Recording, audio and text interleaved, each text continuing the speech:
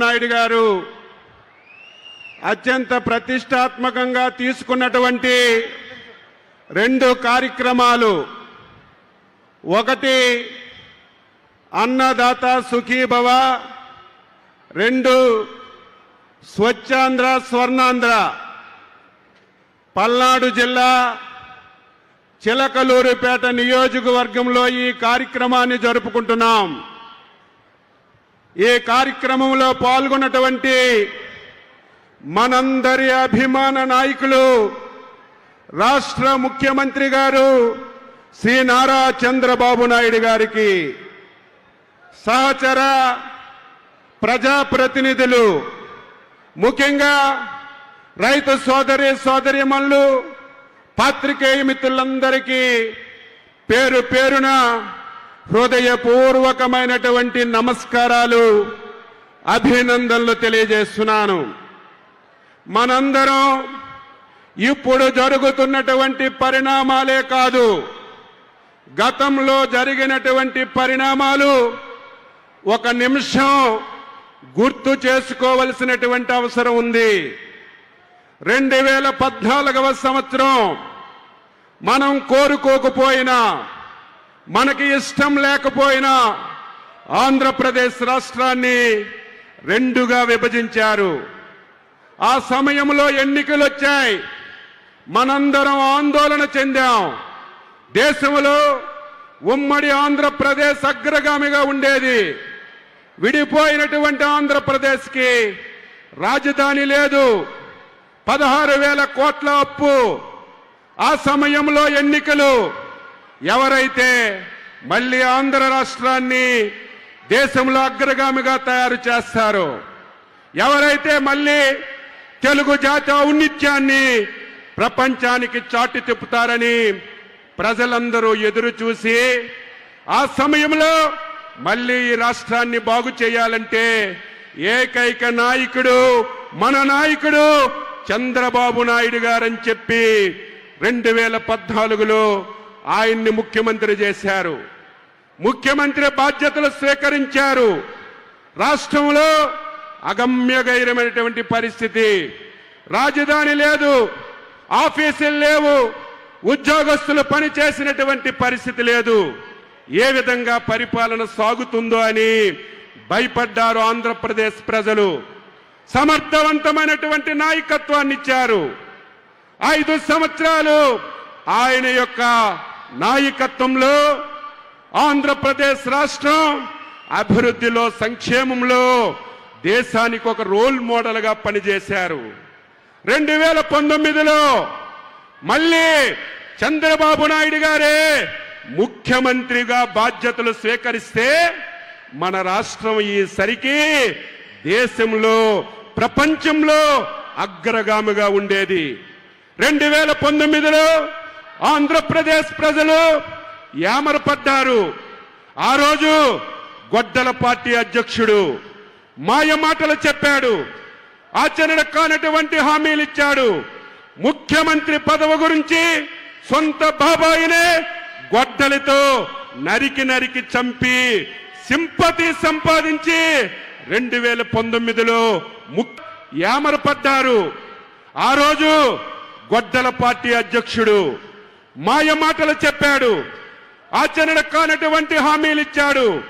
ముఖ్యమంత్రి పదవి గురించి సొంత బాబాయినే గొడ్డలితో నరికి నరికి చంపి సింపతి సంపాదించి 2019లో ముఖ్యమంత్రిగా బాధ్యతలు స్వీకరించాడు. ఆ రోజే ఈ రాష్ట్రానికి శని పట్టిందని చెప్పి నేను అన్నాను. ఎందుకు ఈ మాట అంటున్నానంటే, 5 సంవత్సరాలు ఈ రాష్ట్రాన్ని ఏ విధంగా పరిపాలించాడు నేను చెప్పవలసిన అవసరం లేదు, విఘ్నులైనటువంటి మీ అందరికీ తెలుసు. సంవత్సరాలు వెనక్కి తీసుకెళ్లాడు. 2019లో మళ్ళీ పవన్ కళ్యాణ్ గారు, మన నాయకుడు చంద్రబాబు నాయుడు గారు, మోడీ గారి సహకారంతో ఎన్డీఏ పోటీ చేసింది. మళ్ళీ ఈ రాష్ట్రాన్ని బాగు చేయాలంటే, మళ్ళీ ఈ రాష్ట్రాన్ని గాడిలో పెట్టాలంటే ఏకైక నాయకుడు చంద్రబాబు నాయుడు గారిని మీ అందరూ ఈ ప్రపంచంలో, దేశంలో ఏ రాష్ట్రంలో ఎవ్వరికి ఇవ్వని మెజార్టీతో మన నాయకుడిని ముఖ్యమంత్రిగా చేశారు. బాధ్యతలు తీసుకున్నాం, లోపలికెళ్ళి చూశాం, మాలో భయమో ఆందోళన. ఎన్నికల్లో హామీలు ఇచ్చాం, సూపర్ 6 అన్నాం, రాష్ట్రాన్ని గాడిలో పెడతామన్నాం.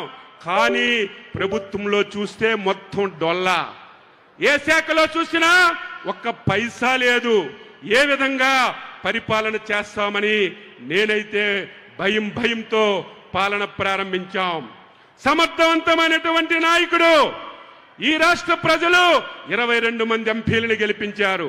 కేంద్రంలో మొన్ననే పండిట్ జవహర్లాల్ నెహ్రూ రికార్డు తిరగజేసినటువంటి బలహీన వర్గాలకు చెందినటువంటి ప్రధానమంత్రి నరేంద్ర మోడీ గారి సహకారం, ఈ రెండూ కలిసి మొన్నే 12వ తారీఖుకి 24 మాసాలు పూర్తయింది.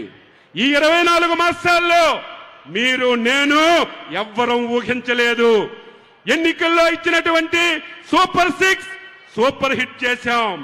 దానికి సమాంతరంగా ఈ రాష్ట్రంలో అభివృద్ధిని శరవేగంతో ముందుకు తీసుకెళ్తున్నామని ఈ సందర్భంగా తెలియజేస్తున్నాను. అందులో భాగంగా అన్నదాత సుఖీభవ మొదటి సంవత్సరం 8,900 కోట్లు డైరెక్ట్ గా రైతుల అకౌంట్లో వేశాం.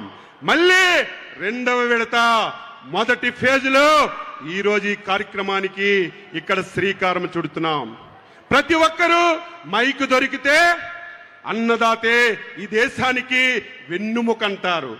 ప్రతి ఒక్కరూ రైతు గురించి మాట్లాడతారు. కానీ ఆచరణ చూపించినటువంటి ఏకైక నాయకుడు మన నాయకుడు చంద్రబాబు నాయుడు గారిని ఈ రాష్ట్రంలో ఒక పౌరుడిగా, ఒక రైతు బిడ్డగా గర్వపడుతున్నానని చెప్పి మీ అందరికీ తెలియజేస్తున్నాను. గతంలో గొడ్డల పార్టీ అధికారంలో ఉంది. ఈ రాష్ట్రంలో ప్రధానమైనటువంటి శాఖలు 2 ఉన్నాయి. ఒకటి వ్యవసాయ శాఖ, 2 ఇరిగేషన్ శాఖ. ఈ 2 శాఖలకి తాళాలేసి మొత్తం సీల్ చేసేశాడు. 5 సంవత్సరాలు ఈ 2 శాఖల్ని పూర్తిగా నిర్వీర్యం చేశాడు. మాట్లాడితే ఒకటే చెప్తాడు, రైతు భరోసా ఇచ్చామని. అది కూడా 1 సంవత్సరానికి 7,500 కోట్లు ఇచ్చామని తప్ప రైతుకి ఇంకా ఏమీ చేయలేదు. ఈ రోజు ఇచ్చిన డబ్బుతో రైతు బాగుపడ్డు. ఈ రోజు మేము ఇచ్చిన డబ్బుతో రైతు ధనవంతుడు కాదు. ఈ రోజు మేము ఎందుకు డబ్బు ఇస్తున్నాం? మీరు వ్యవసాయం చేసుకోవడానికి, మీకు ఉడతా భక్తిగా ఆర్థిక సహాయం చేస్తున్నాం తప్ప ఈ డబ్బుతోనే రైతు బాగుపడతాడని ఎవరైనా ఆలోచిస్తే అది తప్పు. గతంలో గొడ్డల పార్టీ అధ్యక్షుడు ఆ డబ్బే తప్ప అన్ని కార్యక్రమాల్ని సున్నా చుట్టాడు. మళ్ళీ చంద్రబాబు నాయకత్వంలో అన్ని వ్యవస్థల్ని మళ్ళీ గాడిలో పెట్టాం. భూసార పరిరక్షణ, మళ్ళీ స్ప్రింక్లర్లు, డ్రిప్పులు, వ్యవసాయ యాంత్రీకరణ, డ్రోన్లు ఏవైతే గతంలో ఆగిపోయాయో అవన్నీ 2 సంవత్సరాల్లో మళ్ళీ ప్రారంభించి ముందుకు తీసుకెళ్తున్నాం. అయినా సరే వ్యవసాయం చాలా కష్టంగా ఉంది. అనేక కష్టాలు వస్తున్నాయి. దానికి కారణం మనతో పాటుగా దేశంలో ప్రదేశాల్లో వస్తున్నటువంటి పరిస్థితుల వల్ల చాలా కష్టాలున్నాయి.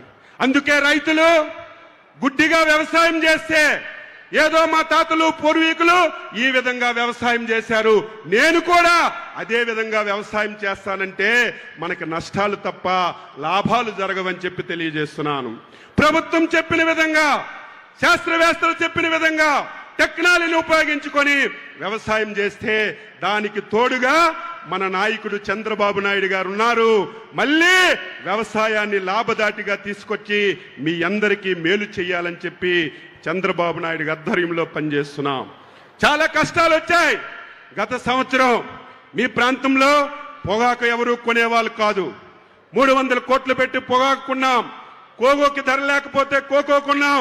ఉల్లిపాయలు తడిచిపోయి ఎవరూ పట్టించుకుపోతే ఉల్లిపాయలు కొన్నాం. మళ్ళీ ఈ సంవత్సరం చాలా సమస్యలు వచ్చాయి. మళ్ళీ పొగాకు ధర పడిపోయింది. నిన్న లేదు మొన్న ఒక ముఖ్యమంత్రి గారు 4 గంటల సేపు పారిశ్రామికవేత్తల్ని, రైతుల్ని ప్రతి ఒక్కరిని పిలిచి ఎట్టి పరిస్థితుల్లో ఈ సంవత్సరం పొగాకు కొనాలని స్పష్టమైన ఆదేశాలు ఇచ్చారు. ఈరోజు అదే విధంగా చిత్తూరు జిల్లాలో తోతాపురం మామిడికి ధర తగ్గిపోతే ఎవరు ఊహించలేదు. కేజీకి 4 రూపాయలు ఇచ్చి రైతులకు ఆదుకున్నటువంటి ప్రభుత్వం మన ప్రభుత్వం, చంద్రబాబు నాయుడు గారి ప్రభుత్వం అని ఈ సందర్భంగా మీ అందరికీ తెలియజేస్తున్నాను. మీరు కూడా వ్యవసాయాన్ని శాస్త్రవేత్తలు చెప్పినట్టుగా వినాలి. ఈ మధ్యన ఒక యాప్ పెట్టాం, యూరియా డిఏపి. ఆ యాప్ ఎందుకు పెట్టాం? ఏదో ఎరువులు లేవని కాదు, యూరియా లేదని కాదు. యూరియా సఫిషియెంట్గా ఉంది, డిఏపి సఫిషియెంట్గా ఉంది. కానీ మనందరం యూరియాని తింటున్నాం. భూమిని పూర్తిగా సారవంతాన్ని కోల్పోయే విధంగా మనం అందరం ప్రయత్నం చేస్తున్నాం. మనకు అలవాటు అయిపోయింది యూరియా వేస్తేనే దిగుబడి వస్తుందని. యూరియా ఎక్కువ వేస్తే దిగుబడి రాదు. సైంటిస్టులు చెప్పిన విధంగా యూరియా వేస్తే దిగుబడి వస్తుంది, మనకు మంచి జరుగుతుంది. ఈరోజు మేము ఎమ్మెల్యేలుగా ఉన్నాం. చాలా మంది ముఖ్యమంత్రి సహాయ నిధి కావాలని మా దగ్గరికి దరఖాస్తులు పట్టుకొని వస్తున్నారు. 10 దరఖాస్తులు వస్తే 9 దరఖాస్తులు క్యాన్సర్ పేషెంట్లే వస్తున్నారు. దానికి కారణం ఏంటి? మొత్తం భూమంతా విషతుల్యమైంది. యూరియాని విపరీతంగా వాడుతున్నారు. అందుకే రైతులు యాప్ను వాడుకోండి. అనునిత్యం పర్యవేక్షిస్తున్నాం. ఈ రాష్ట్రంలో ఏ రైతు సేవా కేంద్రంలోనైనా యాప్ సరిగా పనిచేయకపోయినా, భూమి వ్యవసాయం చేస్తున్నటువంటి ఏ రైతుకి యూరియా డిఏపి అందకపోయినా నాకు ఫోన్ చేయండి. ఒక నెంబర్ ఇచ్చాం, దానికి ఫోన్ చేయండి. అందరికీ యూరియా గాని డిఏపి ఇచ్చే బాధ్యత తీసుకుంటాం.